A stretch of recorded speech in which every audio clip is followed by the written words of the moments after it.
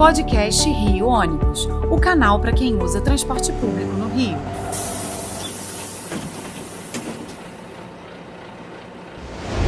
Saudações ouvintes, passageiros de ônibus da cidade do Rio de Janeiro. Eu sou Paulo Valente e vou apresentar hoje, sozinho, mais uma edição do podcast do Rio Ônibus. E dessa vez a gente vai falar sobre uma dúvida que muitos amigos, muitas pessoas que utilizam o sistema vêm trazendo, que é a seguinte pergunta: o que é o subsídio que tanto se fala?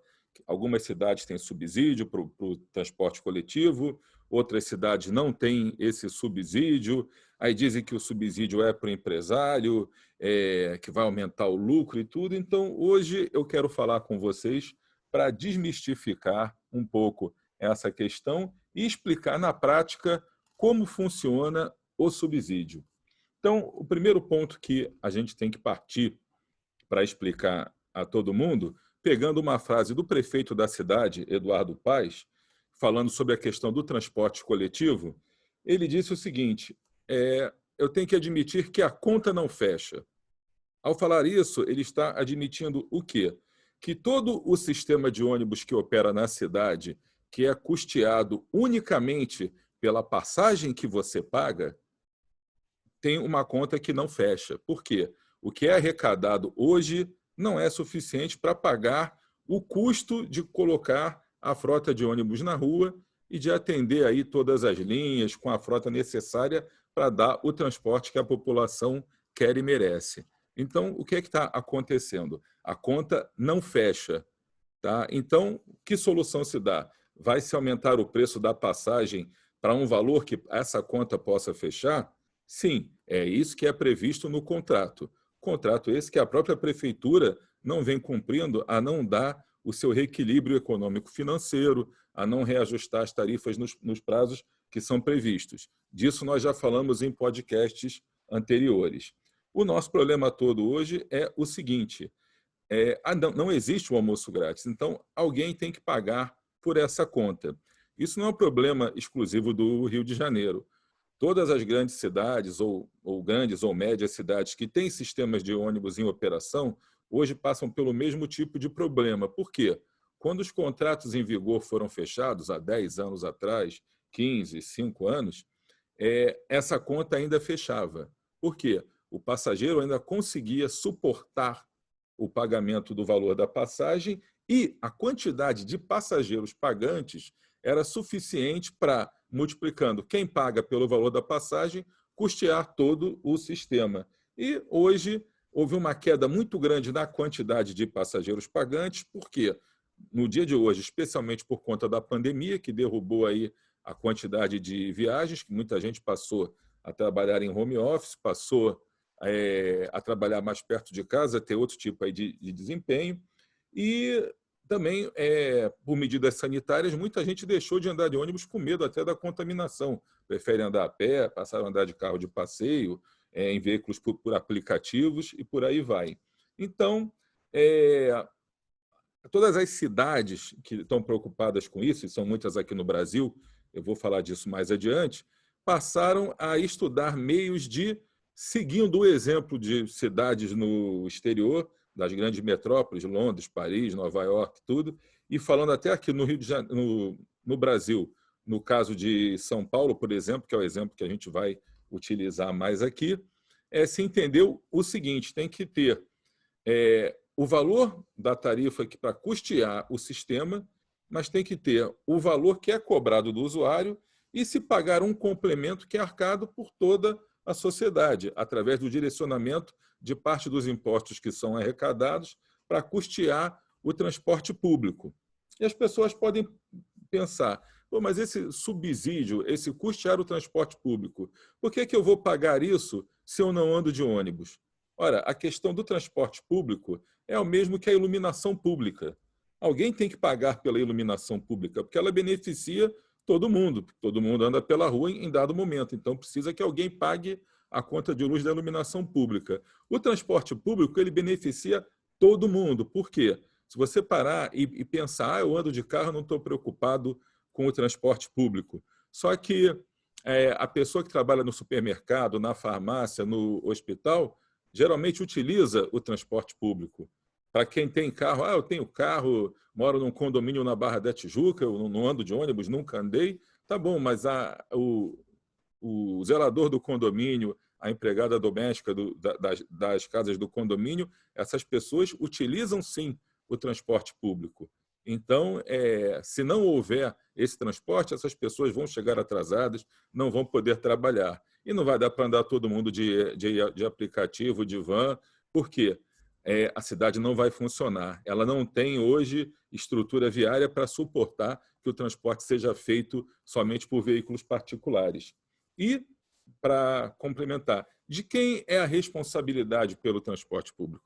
A responsabilidade no caso do Rio de Janeiro, da nossa cidade, é da prefeitura. Então, ela é que tem que promover meios de que esse transporte possa ser remunerado para poder manter a qualidade que é desejada. Isso tudo é previsto em contrato, só que nem sempre aquilo que é previsto em contrato é seguido.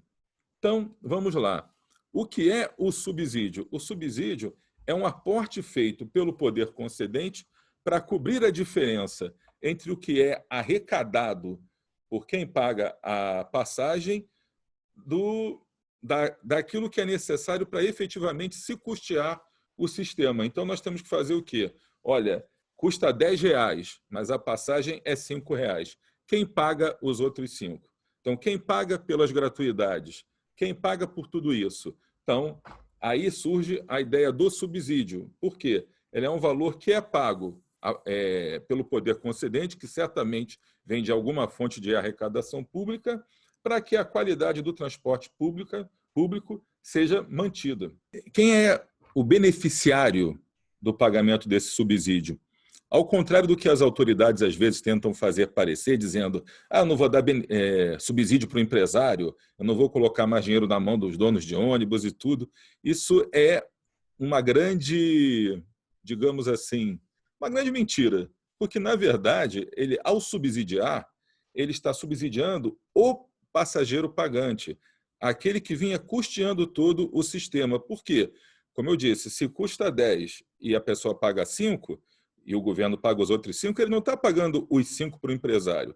Ele está pagando, já que a fórmula anterior é que o pagante é que arca com tudo, ele, ao pagar metade do valor, ele está fazendo com que a passagem possa ficar mais barata para quem utiliza. Esse dinheiro não precisa ir necessariamente para a conta da empresa. Pode ser feito como no exemplo do BRT, em que a prefeitura entendeu que a conta lá não fechava também, fez uma intervenção em que, para cada real que é colocado, a prefeitura coloca mais 65 centavos. Isso mesmo, para cada real que a pessoa paga, quem paga uma passagem de 4,5, a prefeitura vai e bota mais R$ 2,70, o que equivale a mais ou menos 65% de complemento do valor. Então, hoje a passagem do BRT, que está rodando do jeito que está, ainda numa situação bem precária, já é complementada. Ela já não é 4,5. Hoje ela já custa R$ 6,70 para o sistema. 4,5 que você paga passageiro e mais R$ 2,70 que a prefeitura paga complementando. Então, isso tem que ficar bem claro, porque no Rio de Janeiro já existe subsídio, pago de outra forma, como um aporte de capital, como um complemento pela prefeitura para custear a operação do BRT, que era extremamente deficitária. Então, para a gente comparar o BRT com outra cidade do país, que é um exemplo, uma referência na qualidade de transporte, que é São Paulo, a prefeitura aporta o equivalente a 38% do valor do custo. Ou seja, os passageiros com que pagam de passagem bancam 62% do valor e a prefeitura entra com 38%. Em Campinas, a prefeitura entra com 10%. Em Florianópolis, com 21%. Em Vitória, no Espírito Santo, com 16%. Agora, aqui, no caso do Rio de Janeiro, especificamente do BRT, a prefeitura entra com 65%. Como eu falei antes de algumas capitais, eu vou dar o exemplo aqui de cidades que as pessoas escutam falar de outros países. Aqui, a Argentina, por exemplo, em Buenos Aires, o subsídio é de 65% do valor. Santiago do Chile, em torno de 62%. Em Londres, está em torno de 50%. Paris, 65%. Viena, 65%. Madrid, 55%. Então, vejam bem, metade do custo já é bancado pelos governos e metade pelo usuário. Então, a gente aqui no Rio de Janeiro está passando por essa situação, já começou pelo BRT. Só que o sistema hoje, para poder rodar, para poder ser equilibrado, ele vai precisar de aportes nele todo. Não há forma de se equilibrar o sistema cobrando apenas do usuário. Então, tem que ser uma conta equilibrada.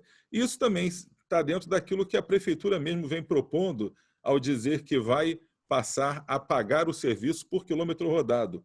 Como isso funciona? É como funciona em São Paulo e nas outras capitais. O valor que é arrecadado fica na mão da prefeitura e ela paga por quilômetro rodado. Então, não importa se o ônibus vai ter passageiro, se não, se ele vai rodar somente com gratuidade. Desde o momento que há um entendimento de que a prefeitura vai pagar pelo quilômetro rodado, ela vai definir.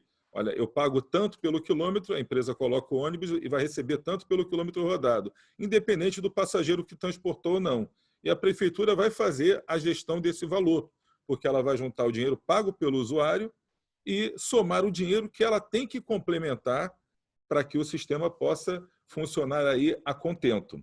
Então, quando a gente fala hoje na imprensa, por que não tem mais ônibus, por que essa linha parou, por que isso não funciona? É porque, efetivamente, o que é arrecadado não permite que a frota inteira vá para a rua. As coisas aumentaram muito, as pessoas sabem que tudo subiu de preço, inclusive os combustíveis. Quem tem carro sabe o quanto subiu gasolina, o álcool ou o gás. Quem cozinha sabe quanto subiu o botijão de gás. E para os ônibus, o combustível, que é o óleo diesel, já subiu somente esse ano mais de 65%.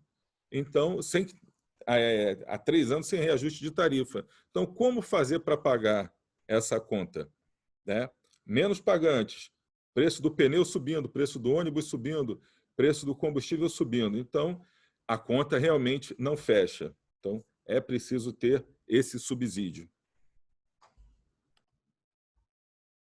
Bem, prosseguindo para a gente fechar, então, essa conversa sobre a questão dos subsídios, a gente fez o quê? Conversou com diversos especialistas aí ao longo dos mais de 20 podcasts que nós já fizemos, e todos foram unânimes em afirmar o seguinte: é necessário se rever o modelo de remuneração do sistema de transporte, tendo uma tarifa que é a cobrada do usuário e um valor complementar pago pela sociedade como um todo, que é justamente esse subsídio.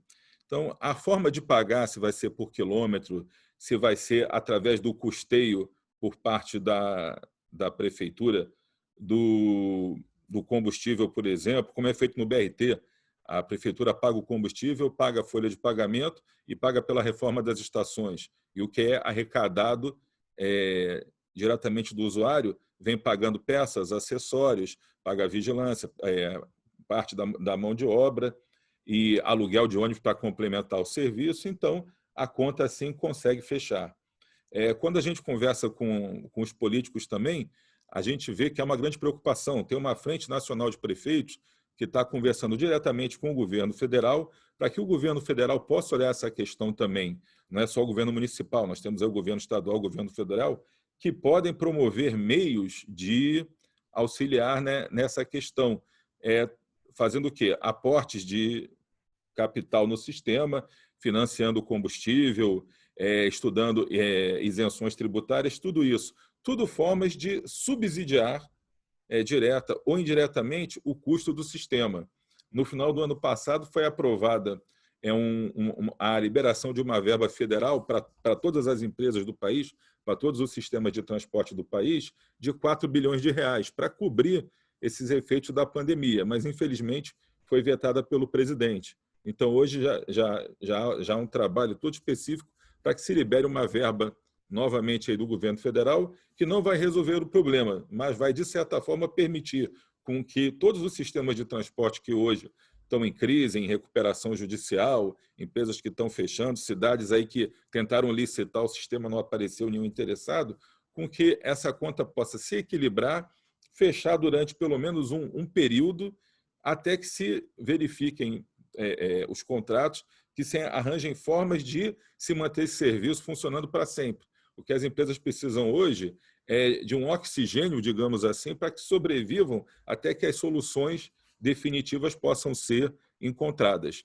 Então, o Rio Ônibus aqui, que é o Sindicato das Empresas de Ônibus da cidade do Rio de Janeiro, tem conversado bastante com a prefeitura, tem conversado com a sociedade civil organizada, tem conversado com especialistas, tem conversado com o Ministério Público, com a Justiça, expondo esse problema e, principalmente, pedindo que todos se unam naquilo que nós sempre falamos, na busca de soluções para o problema do transporte na nossa cidade. Por quê? Nós temos que hoje sentar nesse pós-pandemia e definir que tipo de transporte se quer para a cidade, quanto ele vai custar e quem vai pagar essa conta. E o que nós não podemos é por conta de não quero dar o subsídio, não vou ajudar, deixa quebrar. A gente deixar a nossa população sem o transporte, à mercê somente do transporte clandestino e prejudicando aí totalmente a mobilidade urbana, que vai acabar fazendo o quê? Com que todo o comércio e indústria sejam prejudicados também e dificulte ainda mais a saída do nosso estado da crise que vem vivendo. Bom, ficamos por aqui. Esse podcast vai ficar disponível para você nos principais aplicativos aí de podcast, para você ouvir novamente ou para divulgar para os seus amigos e para quem você quiser.